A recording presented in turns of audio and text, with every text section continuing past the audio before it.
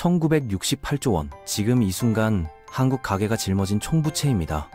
이 숫자가 얼마나 큰지 감이 안 오신다면 이렇게 생각해보세요. 만약 전 국민이 1초에 100만원씩 쓴다고 가정하면 6만 2천년이 걸립니다. BTS가 1년에 1조를 번다고 가정해도 2천년을 벌어야 하는 돈입니다. 그런데 진짜 무서운 건 따로 있습니다. 이 숫자가 6분기 연속 상승 중이라는 것. 멈추지 않습니다. 브레이크가 고장났습니다. 가구당 평균 부채 9,534만원, 1년 전보다 4.4% 증가했습니다. 부채 보유 가구만 따로 보면 평균 1억 6,181만원, 1년 사이 7.6% 급증했습니다. 여러분의 월급이 7.6% 올랐습니까? 40대 가구주의 평균 부채는 1억 4,325만원, 전 연령대 중 1위입니다. 그런데 여기서 반전이 있습니다. 소득 상위 20%가 전체 부채의 53%를 차지하고 있습니다. 부자들이 오히려 빚이 더 많습니다. 이게 무슨 의미일까요? 뒤에서 정확히 말씀드리겠습니다. 전세 사기 피해자 3만 5천 명, 지금 이 순간에도 늘어나고 있습니다. 28살 신혼부부가 하루아침에 2억 빚쟁이가 되고 42살 가장이 평생 모은 돈을 한순간에 날리는 일이 매일 벌어지고 있습니다. 오늘 이 영상으로 여러분은 자신이 어디에 서 있는지 정확히 알게 될 겁니다. 그리고 다음 단계로 넘어가지 않는 법도요. 한국인 부채 15단계 지금부터 시작합니다. 질문 하나 드리겠습니다. 나는 빚이 없다? 이렇게 생각하시는 분 계십니까? 전체 가구의 41.1%가 부채 제로입니다. 거의 절반이네요. 안심하셨다면 여기 함정이 있습니다. 무부채에는 두 종류가 있습니다. 첫 번째,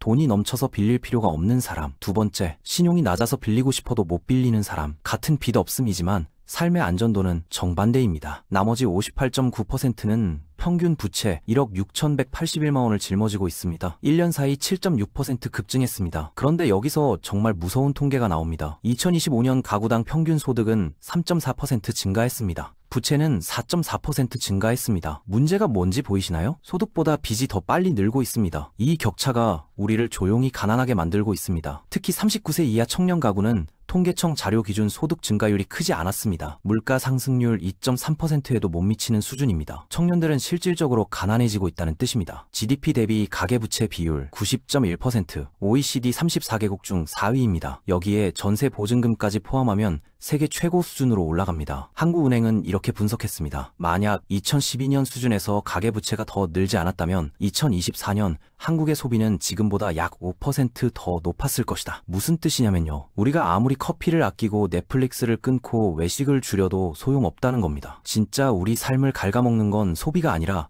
빚 상환이니까요. 정부도 뒤늦게 움직이기 시작했습니다. 2025년 7월 3단계 스트레스 DSR 규제 6.27 부동산 대책 이후 가계대출 증가폭이 눈에 띄게 줄었습니다. 하지만 이미 쌓인 빚은 그대로입니다. 오늘 영상은 부자 되는 법이 아닙니다. 망하지 않는 법입니다. 내가 지금 어디에 있고 다음 단계로 안 넘어가려면 어떻게 해야 하는지 그것만 알면 됩니다. 자, 이제 15단계로 들어갑니다. 단계가 높다고 끝난 게 아닙니다. 단계가 낮다고 안전한 것도 아닙니다. 중요한 건 내가 지금 어디에서 위험 신호를 보내고 있는지 아는 것. 각 단계의 비율은 공식 통계가 아니라 전문가 추정치입니다. 1단계부터 5단계까지는 안전지대입니다. 대부분은 여기서 평생을 보냅니다. 문제는 여기서 방심하는 순간 6단계로 미끄러진다는 겁니다. 1단계 부채 영원, 완전 무부채, 대출도 없고 카드값도 매달 전액 상환, 비상금까지 자기 돈으로 갖춘 사람들. 통계상 41%지만 진짜 여유로운 무부채는 극소수입니다. 2단계 1만원에서 500만원, 신용카드 할부, 소액 마이너스, 관리만 잘하면 평생 문제 없습니다. 핵심은 하나, 언제 끝나는지 내가 알고 있느냐. 3단계 500만원에서 1천만원,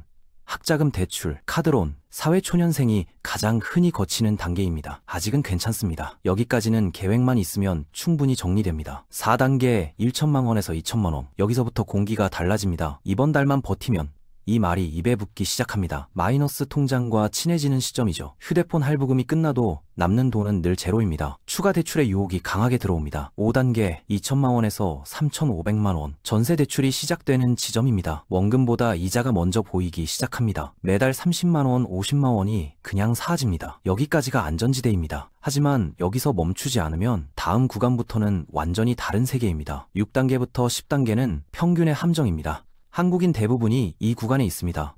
나만 이런 게 아니네 하고 안심하는 순간 빠져나오기 어려워집니다. 6단계 3,500만원에서 5천만원, 카드값이 월급의 30에서 40%를 넘어갑니다. 적금은 매번 깨지고 통장 잔고는 늘 0원 근처입니다. 겉으로는 나 빚 없어 라고 말하지만 실제로는 미래 소득을 계속 당겨 쓰는 중입니다. 이게 보이지 않는 빚입니다. 7단계 5천만 원에서 7천만 원 본격적으로 체감되기 시작합니다. 중형 전세대출, 차 할부 3년에서 5년, 빚이 있다는 게 이제 매일 느껴집니다. 매월 이자 상환일 전에 ATM 잔고 확인을 3번 이상 하게 됩니다. 8단계 7천만 원에서 9천만 원, 대한민국 가구 평균 9,534만 원, 바로 이 구간입니다. 월급의 절반이 빚 갚는데 나갑니다. 평균이라는 말이 안전하게 들릴 수 있습니다. 하지만 여기서 충격적인 사실 하나, 32살 직장인 김모 씨는 이렇게 말했습니다. 저도 8단계예요. 평균이니까 괜찮은 거 아닌가요? 2년 후 김 씨는 12단계가 됐습니다. 전세 만기가 왔는데 집주인이 보증금을 안 줬거든요. 새 집 전세금을 빌려야 했습니다. 이미 있던 전세 대출은 만기 연장이 안 됐고 보증금은 못 받았고 새 전세금은 새로 빌려야 했습니다. 그래서 빚이 정확히 2배가 된 겁니다. 9단계 9천만 원에서 1억 2천만 원, 금리만 안 오르면 괜찮아. 이 말을 가장 자주 하는 단계입니다. 주담대와 신용대출 조합,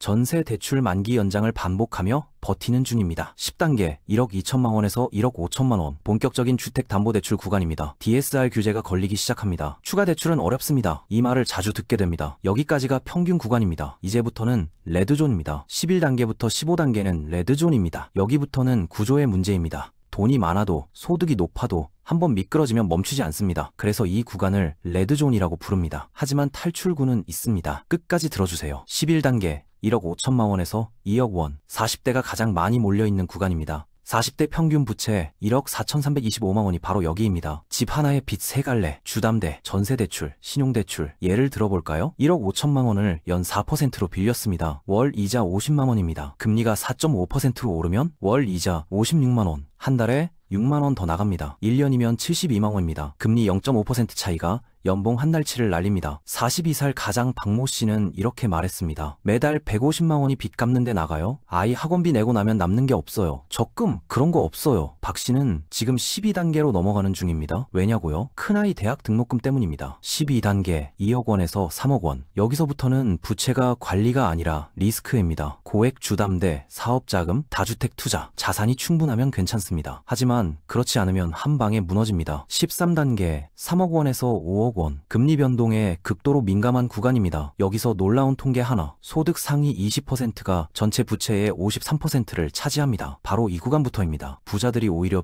빚이 더 많습니다. 왜일까요? 레버리지입니다. 남의 돈으로 자산을 불리는 전략. 이게 성공하면 부자가 되지만 실패하면 한순간에 15단계로 떨어집니다. 14단계 5억 원에서 10억 원. 부채가 무기가 될 수도 폭탄이 될 수도 있는 단계입니다. 투자용 부동산 여러 채, 대규모 사업 자금, 자산이 부채를 커버하면 괜찮습니다. 하지만 시장이 꺾이는 순간 속도전이 시작됩니다. 15단계 10억 원 이상, 초고액 부채층입니다. 순자산이 마이너스인 사람도 많습니다. 전세 사기로 여기 떨어진 사람, 사업 실패로 여기 온 사람, 투자 실패로 무너진 사람. 28살 신혼부부 이모 씨의 이야기입니다. 2억짜리 전세에 들어갔습니다. 1년 후 집주인이 사라졌습니다. 전세보증보험에 가입하지 않은 집이었습니다. 이 씨 부부는 2억을 돌려받지 못했습니다. 그 2억을 다시 마련해야 했습니다. 이미 있던 대출은 그대로 남고 새로운 전세보증금 2억이 추가로 필요했습니다. 추가 대출도 막혔습니다. 28살에 빚 3억, 아이는커녕 결혼생활 자체가 위협받고 있습니다. 하지만 여기서 끝난 게 아닙니다. 개인회생과 파산은 인생의 종료 버튼이 아니라 리셋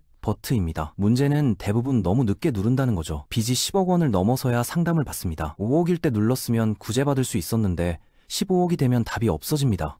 가장 먼저 해야 할 일은 채무 조정을 통해 이자의 고통부터 멈추는 것입니다. 여기까지 들으셨다면 머릿속에 숫자가 하나 떠올랐을 겁니다. 나는 몇 단계쯤이지? 이제부터 중요한 건 숫자가 아니라 행동입니다. 1단계에서 3단계라면 비상금 3개월에서 6개월치 확보하세요. 불필요한 대출은 절대 만들지 마세요. 지금 상태를 유지하는 게 목표입니다. 나는 안전해 하고 방심하는 순간 4단계로 미끄러집니다. 4단계에서 8단계라면 갚을 수 있다가 아니라 몇 년 안에 끝낼 수 있나를 기준으로 생각하세요. 리볼빙, 카드론, 고금리 대출부터 정리하세요. 추가 대출은 절대 금지입니다. 특히 전세 만기가 다가온다면 지금부터 준비하세요.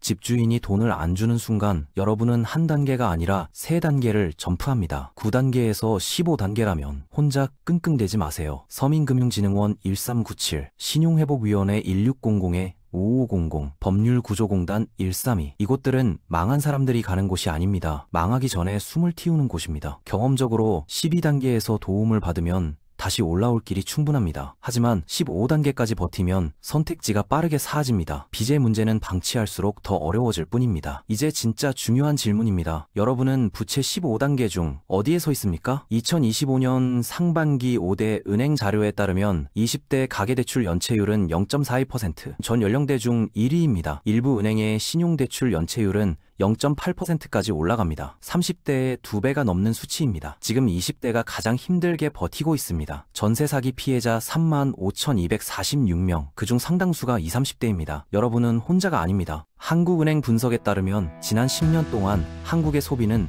가계부채 때문에 조금씩 깎여 나갔습니다. 우리가 커피를 줄이고 외식을 참아도 삶이 달라지지 않는 이유, 진짜 우리를 잠식하는 것은 빚이라는 보이지 않는 돈입니다. 이제 중요한 건 숫자가 아닙니다. 내가 어디에 서 있는지, 그리고 지금 멈춰야 하는지가 더 중요합니다. 부채는 어느 날 갑자기 폭발하지 않습니다. 언제나 조용히 스며들어 어느 순간 우리의 선택권을 앗아갑니다. 오늘 이 이야기가 당신이 자기 인생 가계부를 다시 펼쳐보는 작은 신호가 되었으면 합니다. 멈추는 시점이 달라지면 인생의 방향도 달라집니다. 그리고 결정은 오직 당신만이 내릴 수 있습니다.